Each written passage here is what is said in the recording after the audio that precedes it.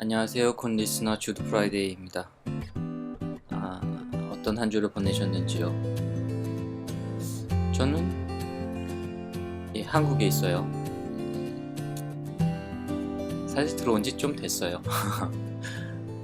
들어와서 친구네 집에 있고요. 춘천에 있습니다. 열심히 원고를 하고요. 아, 친구들과 이야기도 나누고 밥도 같이 먹고 그러고 있습니다. 인터뷰를 하나 했고요. 어, 또 하나를 할 예정이고요. 들어와 있는 동안 그동안 만나지 못했던 사람들과의 인사도 할 예정입니다. 그럼 이번 주 굿 리스너 시작하도록 하겠습니다. 첫 번째 사연은 카페길만에 올려주신 삐희님이 올려주신 사연입니다. 반년 동안 어떻게 해야 할까요? 라는 제목으로 글을 올려주셨습니다. 우진이 같은 사람이 정말 실제로 있었으면 좋겠어요. 이번 연도 학교에 올라오고 학교에서 애들이 눈치를 많이 보고 뒷담을 많이 해서 친해질 필요성을 못 느끼고 그냥 내 할 일만 하고 다녔는데 같은 반 친구가 같은 반 애가 제 이간질을 했다고 하더라고요. 전혀 하지 않은 일에 저를 엮기도 하고 대놓고 무시하기도 하고 지금까지는 그냥 할 말이 있더라도 꼭 필요한 말이 아니면 하지 않고 그냥 내 일만 묵묵히 했는데 생각해보니 계속 신경이 쓰이더라고요. 저는 소심한 성격이 아닌데 어느새 분위기를 타서 말소리가 작아지고 말수도 적어졌는데 생각할수록 답답하고 신경 쓰이고 기분 나빠서 그냥 할 말 다 하고 혼자 다닐까 라고 생각한 적이 한두 번이 아니에요. 그냥 앞으로 남은 반년 동안 책 읽고 자기 개발에 힘쓰는 게 나을까요? 제 친구 중에도 저 같은 경우가 있는데 처음에는 조금 힘들었지만 괜찮아진다고 하더라고요. 진짜 계속 소심하게 살다가 답답해서 미칠 것 같아요. 그냥 하고 싶은 말 하고 혼자 다니는 게 좋을까요? 라고 보내주셨습니다. 그러게요. 그냥 하고 싶은 말을 다 하고 혼자 다니는 게 좋을까요? 아니면 그냥 지금처럼 지내는 게 좋을까요? 어떻게 생각하세요?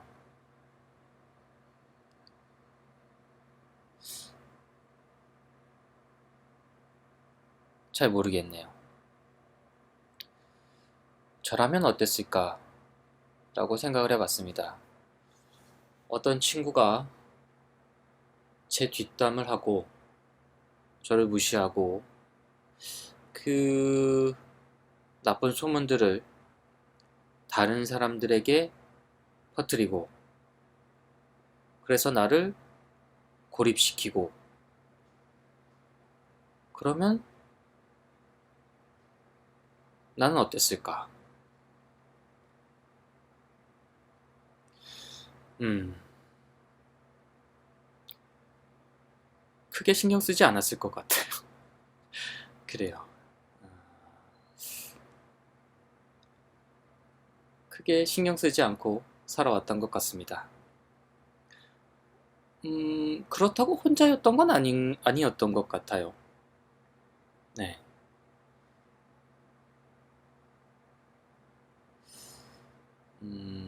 하지만 어려운 문제죠. 그런 경우도 많이 있잖아요. 그, 인터넷상에, 나쁜 소문을 퍼뜨려서 어떤 사람에게 피해를 주는 경우, 그거를 그냥 무시하는 경우가 있고, 또 고소를 해서 그 사람에게 처벌을 주는 경우가 있잖아요. 저라면은 고소를 하겠죠, 물론. 허위 사실을 유포한 것에 대해서 아마 어, 합의도 없이 저를 괴롭힌 것처럼 그를 괴롭힐 겁니다. 이건 아마 정도의 차이인 것 같아요. 참을 수 있는 정도인가 아니면 참지 못할 정도인가.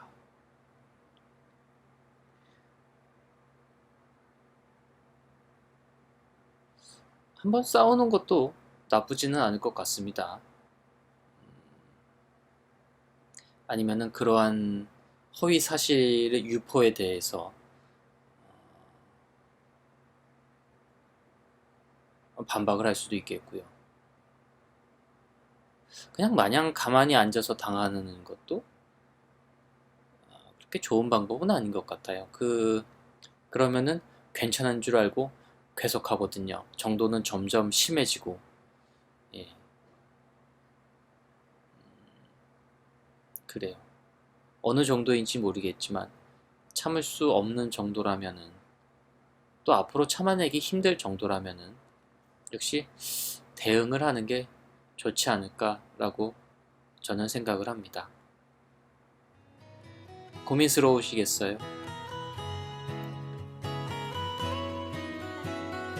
다음 사연은 역시 카페길만에 글을 올려주신 최수연님의 사연입니다. 내일 여행을 떠납니다. 안녕하세요. 평범한 20살 대학생입니다. 저는 성인이 되면 꼭 여행을 많이 다닐 거라 다짐하며 학기 중에도 여름방학만 기다리고 있었습니다. 그리고 대학생이 되고 첫 여름방학, 초등학교 때부터의 친구와 첫 여행을 떠납니다. 그런데 정말 이상해요. 오늘 짐을 싸는데 하나도 설레지 않아요. 기대도 되지 않고 오히려 기분도 안 좋고 모든 게 귀찮고 머리도 아파오네요. 왜 그러는 걸까요? 여행을 앞둔 여러분도 그래 보신 적 있나요? 네, 그래요. 왜 그럴까요? 가을 희망님이 댓글로 긴장돼서 그럴 거예요. 아예 첫 경험이니까 즐거운 시간 보내세요. 라고 보냈습니다. 홍당무님은 20살 첫 여행 부럽네요. 하하. 지금은 한창 여행 중이시겠네요. 제 20살 무렵 첫 여행은 흔적이 길만 카페에 남겨져 있어 그때 생각도 나고 반가운 마음에 이렇게 댓글을 남겨봅니다. 즐거운 추억 많이 남기시고 언제 꼭 기억에 남는 멋진 첫 여행이 되길 응원하겠습니다. 라고 댓글을 달아주셨네요. 네. 첫 여행. 이거 굉장히 중요해요. 어, 저도 대학교 1학년 때 첫 여행을 어, 간 적이 있는데 언젠가 여기 길만에서도 군 리스너에서도 말씀을 드린 적이 있던 것 같아요. 어, 그 여름방학 때 아르바이트를 마치고 아르바이트로 받은 그 월급 뭐죠? 알바비를 받아서 어, 첫 여행을 떠났습니다. 춘천에서 출발해서 동해로 가서 동해에서부터 그 해안선을 따라서 그 토말 땅끝 마을까지 여행을 했어요. 많이 걸었고요. 음, 즐거운 시간이었어요. 뭐랄까. 그 혼자 여행을 하다 보니까 많은 생각을 하게 되죠. 아무래도 또 잠도 그때는 뭐 모텔 같은 데서 잤던 게 아니라 해변에서 자고 병원 응급실 응급 환자 대기실에서도 자고요. 또 뭐 역에서도 자고 뭐 그렇게 그 길거리에서 잤던 것 같네요. 언젠가는 밤새도록 걷고 그 극장에 들어가서 잔 적도 있고요. 재밌었어요. 네. 그때의 기억이 아, 아주 생생하게 살아가면서 도움이 되었던 것 같습니다. 네. 그래요. 첫 여름 방학을 맞으시는 많은 분들이 있으리라 생각을 합니다. 음, 여행을 하세요. 저는 사실 인생을 살아가는 가치 중에 하나는 역시 여행인 것 같습니다. 어, 여행을 하기 위해서 일을 한다고 생각해도 그것도 괜찮은 것 같아요. 가보지 못했던 곳, 걸어갈 수는 없으니까 어, 또 몸이 예전 같지 않아서 해변가에서 그 잘 수는 없으니까 돈을 모아야 하잖아요.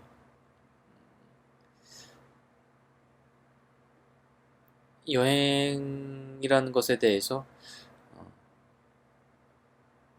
어떤 사람들은 그 여행을 하는 목적에 대해서 잘 모르는 경우가 있어요. 그냥 다른 사람이 떠나니까 나도 떠난다라는 생각도 있고요. 뭐 그것도 나쁘지는 않은 것 같아요. 가서 느끼는 점들이 있으니까요. 반복된 생활 중에서 어떤 쉼표를 주는 거는 어, 앞으로의 또 반복될 생활에 대해 어떤 예방주사 같은 느낌도 있어요. 저항력을 기르는 거죠.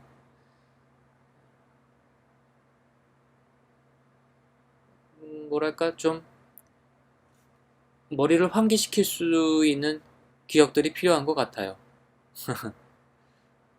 그래요. 왜 귀찮은지 모르겠네요.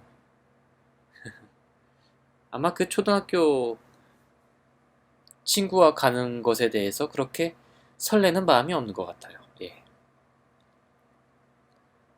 혼자 떠난다거나 이성 친구와 함께 간다면 어떨까요? 예. 그러면 좀 설렐지도 모르겠네요.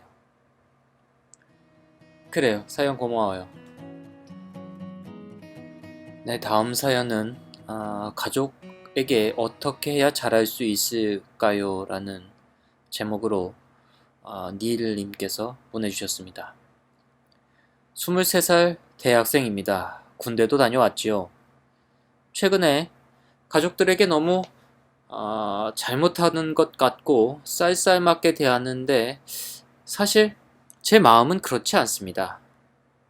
저녁 전에도 가족들이 정말 소중하게 느껴질 때 잘해야겠다는 생각에 저녁하고 저녁 선물도 드렸습니다. 물론 누나에게도요.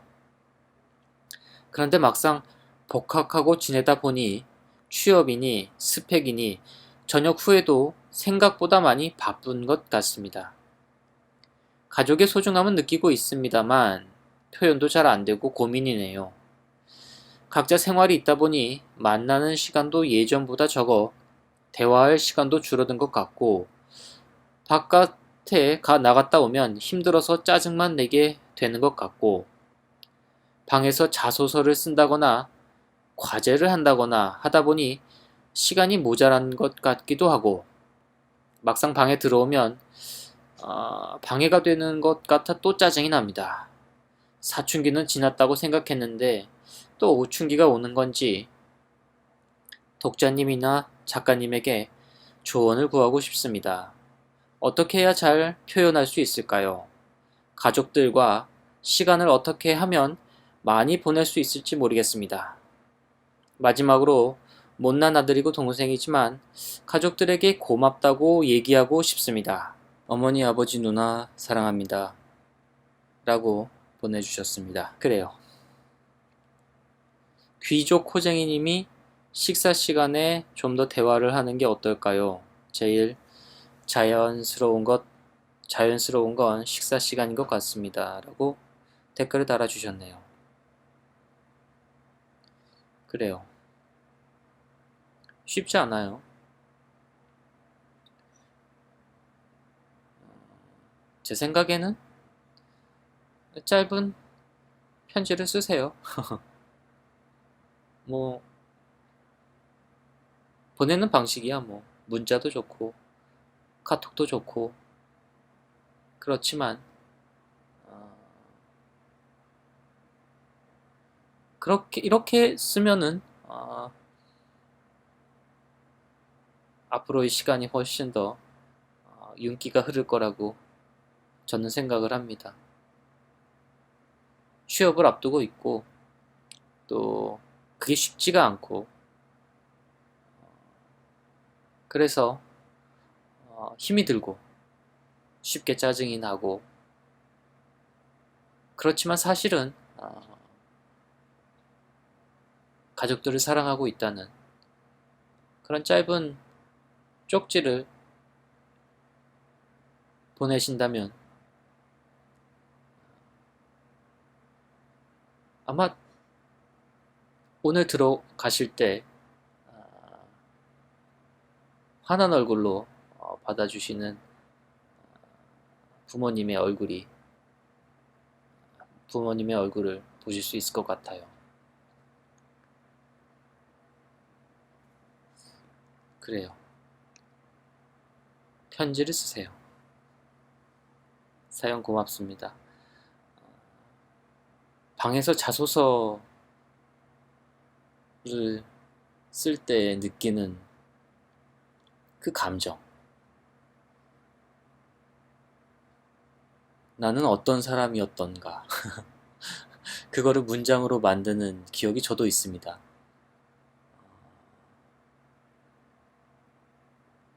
그 대학교를 졸업할 때 광고회사에 들어갔었고요. 광고회사를 한 달 정도 다녔었고 한 달은 못 다녔던 것 같아요. 나와서 그 광고 그 포스트 이펙트 효과를 쓰는 그런 회사가 있어요. 그 CG를 처리하는 그 회사와 영화사에 동시에 이력서를 보냈던 기억이 납니다. 붙은 곳에 다니겠다. 되는 걸 해야지 라는 생각으로 이력서를 쓸 때 한쪽은 내가 마치 그 CG를 위해 태어난 사람인 것처럼 적었고 하나는 나는 영화를 위해 태어난 사람인 것처럼 적어서 보냈습니다. CG 회사는 떨어졌고 영화사에 붙어서 영화사로 갔죠. 그래요. 그 당시에는 그런 것도 있었던 것 같아요. 누군가 내 인생을 좀 결정해 줬으면 좋겠다. 도무지 모르겠는 거예요. 어떻게 해야 할지. 그래서 운명에 맡겼죠. 예. 그래요. 하고 싶은 걸 하는 것도 좋지만 하고 싶은 게 뭔지 모를 때는 되는 걸 하면서 기다려보는 것도 방법이 될 수 있다고 저는 생각을 해요. 그래요. 어려운 시간이시겠지만 너무 짜증내지 마시고 이 귀족 호쟁이님의 댓글처럼 식사 시간을 좀 더 늘려보는 것도 방법이 될 수 있을 것 같습니다. 사연 고마워요. 다음은 마트에서 시장 보기라는 제목으로 SNC 소장님께서 보내주셨습니다. SNC 소장은 뭔가요? SNC. 그래요. 사진을 먼저 올려주셨어요. 여기가 어딘가요? 부산인가요? 인천인가요? 잘 모르겠습니다. 그 바다가 보이고요. 사진을 한번 와서 보시는 것도 괜찮을 것 같아요. 저의 커다란 선박들이 보이네요. 33 봄, 창문에서 바다가 잘 보이고 옥상엔 인조 잔디와 그네가 있는 집으로 이사 왔다. 나는 일주일에 한 번 일주일치의 장을 본다. 근처에 사는 친구들이 어디에 가면 뭐가 싼지 친절히 알려주지만 난 간편한 게 제일이므로 한 번 장을 보며 여러 마트와 시장을 빙빙 돌긴커녕 한 군데의 마트에서 거의 15분 안팎으로 장을 본다. 어차피 필요한 건 정해져 있고 떨어진 걸 채울 뿐이라. 어디든 이사를 가면 먼저 갈 만한 마트를 고른다. 좀 비싸도 한 번에 필요한 걸 다 사는 게 제일 중요하다. 일주일에 마트에 2번 갈 일이 없어야 한다. 마트를 고른 후엔 처음에 약간의 시간을 들여 어디에 뭐가 있는지 외워둔다. 좌측은 신선, 뒤쪽은 유제품, 오른쪽은 고기. 이 마트는 고기 진열 순서가 닭, 오리, 돼지, 소 순서구나 까지. 어디에 뭐가 있느냐고 물어보려 들면 시간이 걸린다. 그걸 대답해 줄 수 있는 사람을 찾는 게 쉽지 않다. 아시다시피 눈에 띄는 사람이라곤 시시코너 담당자 뿐인데 그들은 마트 직원이 아니니까. 장을 보러 들어갈 땐 문을 통과하는 순간에 내가 사야 할 리스트와 진열 위치를 매칭하여 동선을 계획한다. 돌아갈 때 버스를 타지만 꽤 들고 걸어가야 되기 때문에 바구니를 썼다가 들고 돌아갈 수 없는 양을 살지도 몰라 카트나 바구니는 쓰지 않는다. 한 손에 양파를 들고 다른 손엔 토마토를 들고 샐러리와 시금치는 품에 껴안고 오이를 팔꿈치에 끼고 제법 웃긴 행색으로 마트를 돌지만 걔들이 다 내 것이 될 거라 실감이 강하고 안고 있으면 사랑스러운 기분도 좀 든다. 리스트를 쓰는 시점에서 이미 10가지 이상을 착 적지는 않지만 마트에서 물건을 집어드는 과정에서 들 수 있는 여력을 넘어서면 남은 건 포기한다. 그 주간엔 피망이 안 들어간 오믈렛을 먹고 고기 대신 들깨를 넣은 미역국도 먹는다. 이런 고로 마트에서 치킨이나 피자를 사들고 간 적은 없다. 토마토와 양파를 양손에 들면 저런 건 못 드니까. 주스도 마찬가지. 주스 절대 들고 가고 싶지 않다. 지금 이용하고 있는 마트는 어떤 채소든지 한 개씩 또 판다는 게 마음에 든다. 계단 가격이 계산대에 다 등록이 되어 있어서 저울에 달아 스티커를 붙일 일이 거의 없다. 적은 돈으로 많은 종류를 살 수 있는 게 기쁘다. 집에서 걸어가면 40분 정도 걸린다. 돌아올 땐 버스를 탄다. 마트에서 정류장에서 집까지 15분쯤 짐을 들고 걷는다. 돌아와서 냉장고의 빈자리에 새 채소를 채워 넣는다. 암에 걸린 걸 알고서 제일 먼저 한 일은 쓰던 작은 냉장고 대신 큰 새 냉장고를 산 것이다. 신선한 채소를 많이 먹기 위해서다. 그리고 외식 대신 집에서 밥을 해먹기 시작했다. 덕분에 이젠 요리를 곧 잘한다.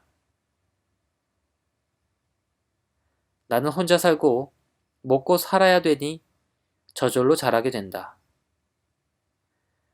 혼자 밥을 먹으면서 생각한다. 언젠가 누군가 나를 사랑하게 된다 해도 내가 암환자라는 걸 알면 나를 선택하는 게 쉽지 않을 것이다. 그 사람을 나도 사랑하게 된다면 내가 암 환자라는 걸 말하는 것도 쉽지 않을 것이다. 그래도 그때는 용기를 내어 말할 수 있었으면 좋겠다. 내가 해주는 밥을 먹으면 너는 암에 걸리지 않을 거라고. 나랑 살면 마트를 2시간씩 빙빙 도는 일은 없을 거라고. 네. 그래요.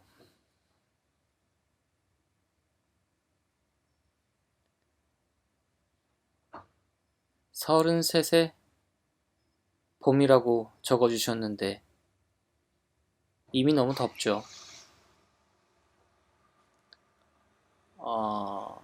한국에 와서 느낀 거는 습도가 정말 높구나라는 걸 느꼈습니다.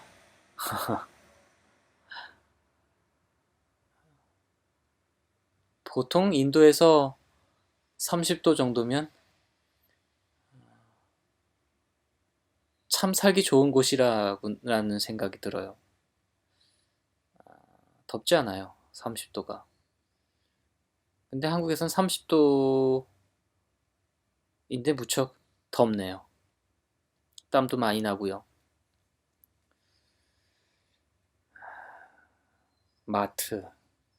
40분을 걸어서 마트에 가셔서 15분 동안 장을 보고 버스를 타신 뒤에 내려서 다시 집까지 15분을 걸어 오셨네요.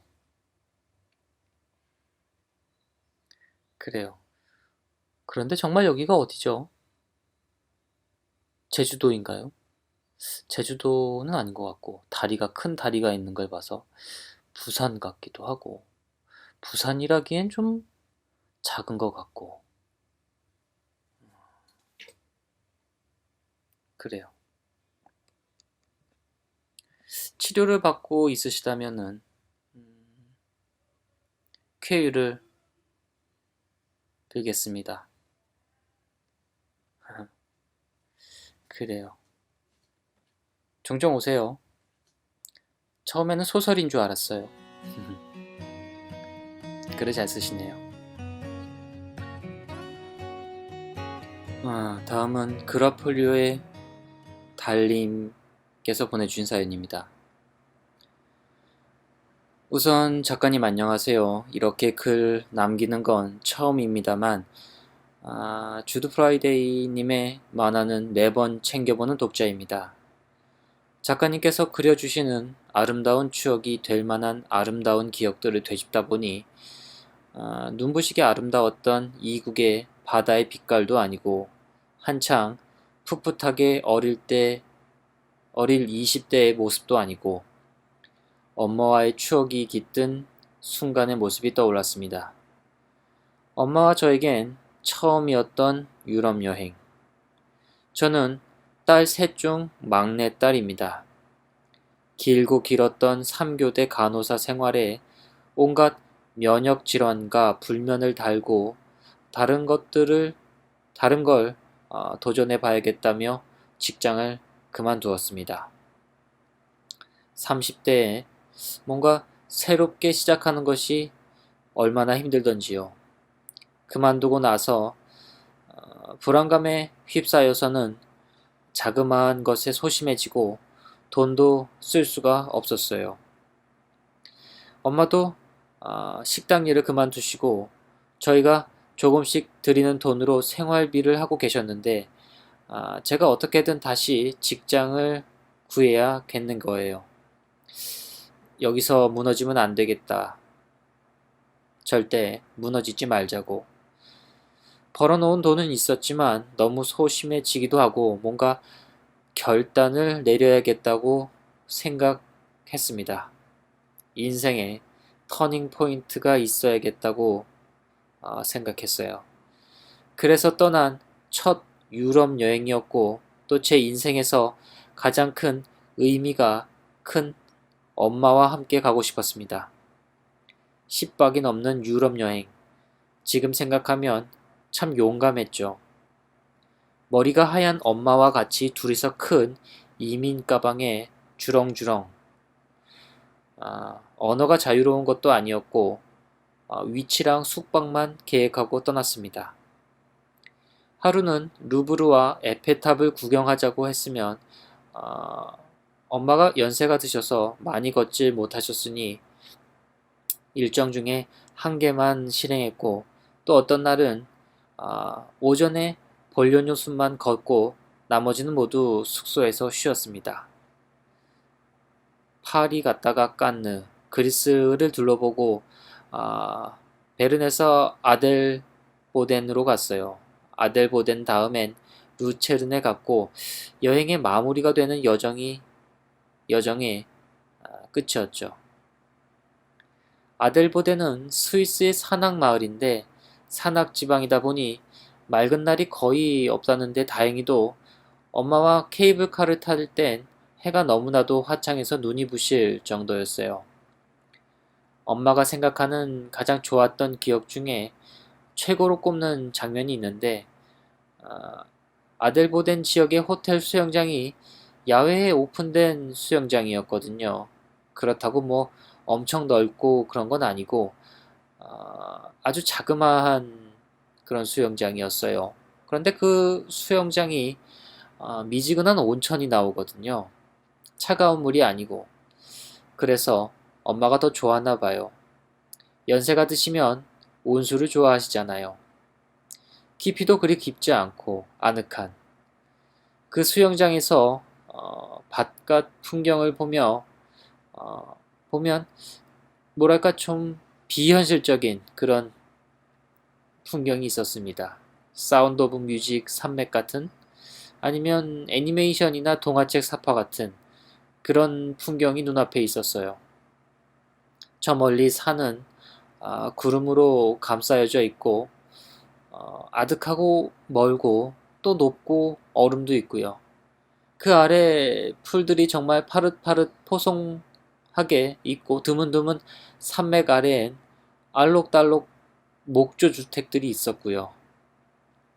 그 집들 또한 아득히 먼 곳이었고 저런 풍경을 보고 자란다면 얼마나 마음이 여유를 가질 수 있을까? 평화로워질 수 있을까? 엄마랑 그런 이야기를 나누었습니다. 몸은 따뜻하고 눈에 보이는 풍경은 목가적이고 여유롭고 아늑하고 엄마는 가끔 생각이 나다가도 그때가 꿈이었나 싶은 마음이래요.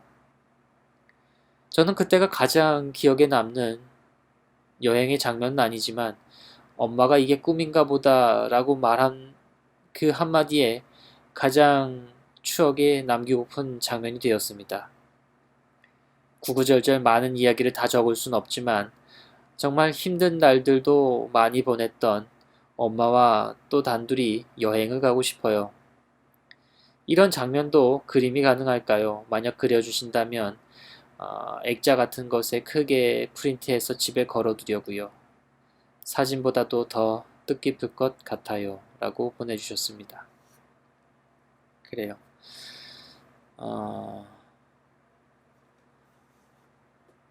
부모님과 해외여행을 해보신 적이 있으신가요?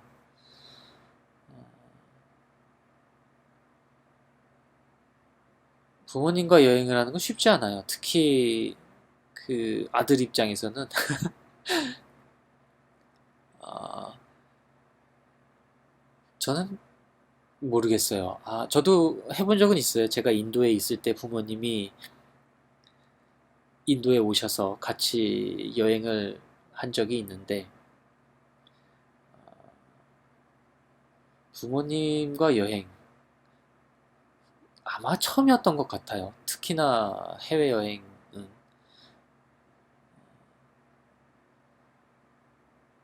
보통 저는 여행을 혼자 가기 때문에 특히 어르신하고 여행을 하는 거는 정말 쉽지 않아요. 뭐 그냥 저 같은 경우에는 아무 데나 들어가서 시켜 먹기도 하거니와 잠자리도 뭐 그렇게 신경 쓰지 않고 이렇게 여행을 하다 보니 두 분을 모시고 여행을 하는 게 무척 어렵더군요. 그래도 잘한 것 같아요. 그런 생각이 들었습니다. 그 딸이 있으신 분들은 따님들과 여행을 자주 가신다고 하시더라고요.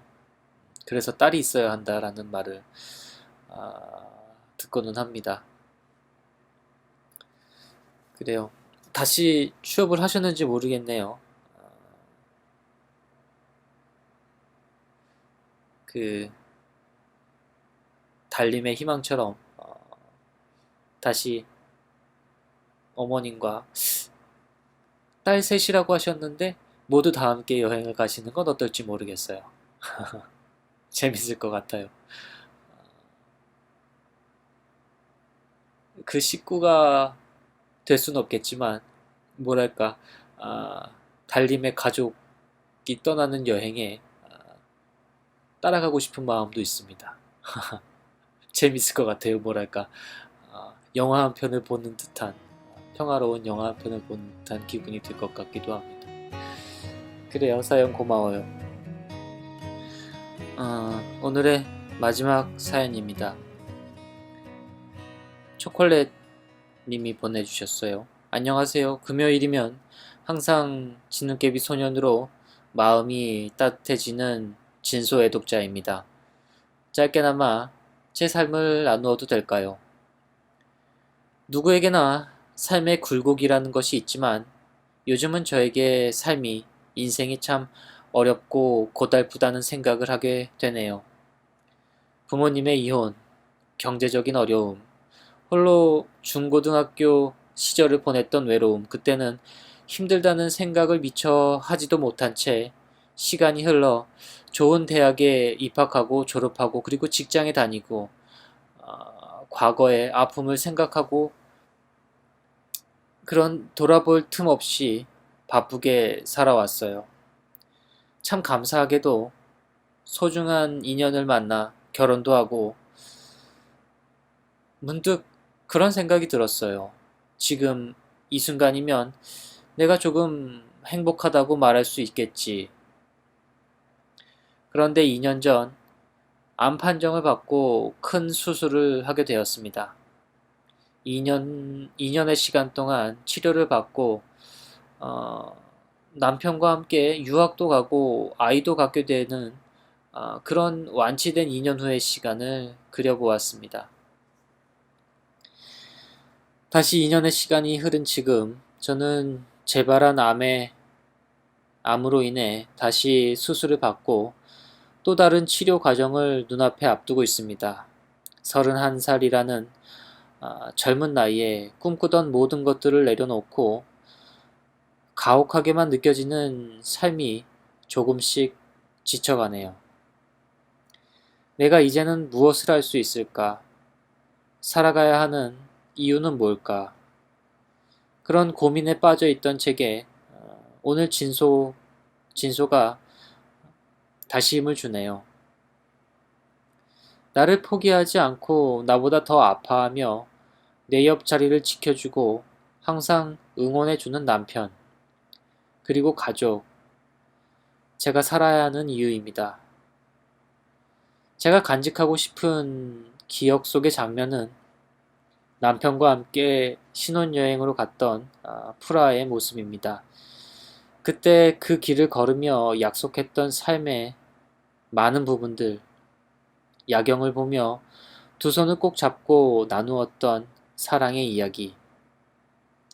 작가님 부족하지만 제 이야기를 통해 혹시 저와 같은 아픔으로 인해 고통받고 있는 분들과 함께 그 기억 속의 장면을 나눠주시면 저에게도 더 큰 힘과 응원이 될 것 같습니다.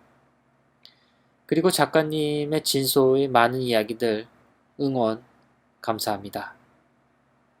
라고 보내주셨습니다. 그래요. 초콜릿님의 사연을 이번 주에 그림으로 그려 그라폴리오에 올렸습니다. 많은 분들이 보시고 응원을 해주시리라 믿습니다. 힘내세요. 그래요. 비가 올 것 같네요. 사실은 어제부터 비가 내릴 것 같았는데 계속 흐리기만 하네요. 그런데 하늘을 보니까 오늘은 정말 비가 올 것 같아요. 남은 한 주 그래봐야 오늘이네요. 오늘과 내일 좋은 시간 보내시고요. 저는 다음 주에 또 찾아오겠습니다. 많은 사연 고마워요. 굿나잇 혹은 굿모닝.